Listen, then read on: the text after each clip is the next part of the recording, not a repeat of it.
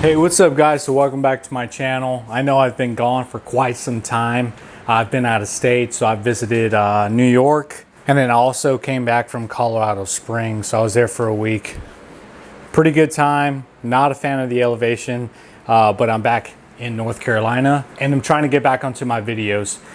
So this video is going to be about me giving into the Shibby plug kit. So yeah, I think it's about 150 bucks.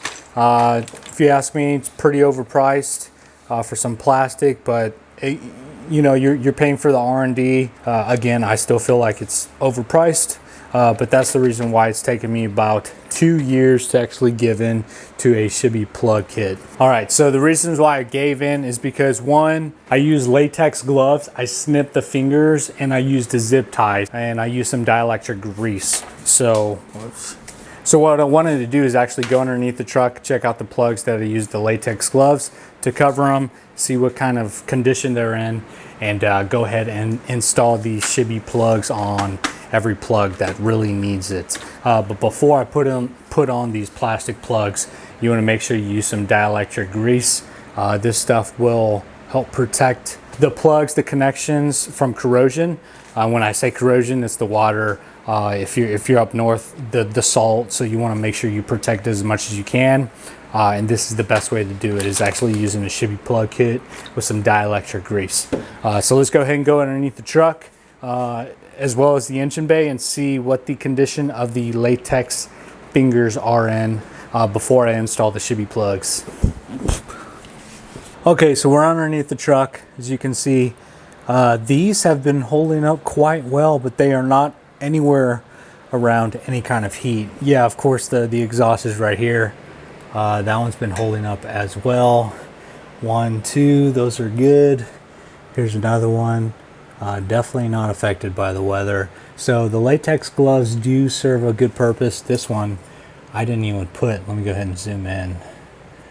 I didn't even put latex finger cover on that one, or it just fell off. But for the most part, yeah, these are looking pretty good.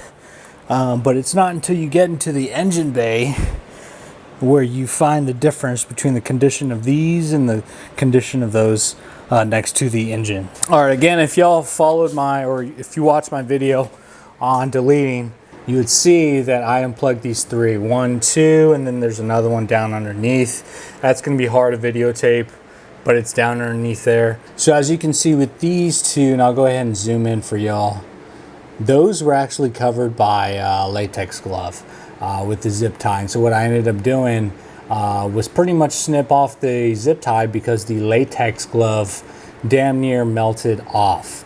And so that's my reason behind just going ahead and throwing on some Shibby plugs with dielectric grease, because these are way too, they're too close to the heat. Here's one right, let me see. That one's not doing too bad, but those two absolutely melted off. So I just removed them. So guys, just wanted to bring that up to y'all's attention. I went the cheap route, and yeah, it's still serving their purpose. Those two EGR plugs that are not protected, they're still fine. They're still gonna be able to operate. But if y'all are trying to do it right and do it right the first time, using one of these Shibby plug kits with some dielectric grease, they're definitely going to help you out and protect those plugs. So just one thing I wanted to share with y'all. I'm sure a lot of people out there actually use the Shibby plugs. Some probably just don't use anything. Maybe just use some dielectric grease for others. But for me, I like keeping it clean, keeping everything protected, no corrosion. One thing that's pissing me off is these batteries leaking acid. And so that's absolutely going to rot these T-bars or whatever you call them. And I'll go ahead and move on over here. And I just noticed how bad this was getting. This wasn't there like 2 or 3 weeks ago. So as you can see, slowly but surely, these batteries are definitely giving way. But to be honest, damn near going 3 years with the truck. Still have the stock batteries. I cannot complain because Ford batteries actually suck. That's where my NOCO battery jump starter will come into play once these batteries go to shit. So I'll just go ahead and use that. But guys, let me know if you got any questions. Let me know if you use Shibby plugs or if you use any different method. I know I use a lot of the tips and pointers from y'all, my subscribers. I think everyone benefits when you actually input those comments down below. So yeah, if you have any questions or comments, go ahead and let me know down below. But until next time, which soon, I'm gonna get back to posting videos consistently. But until next time, see y'all.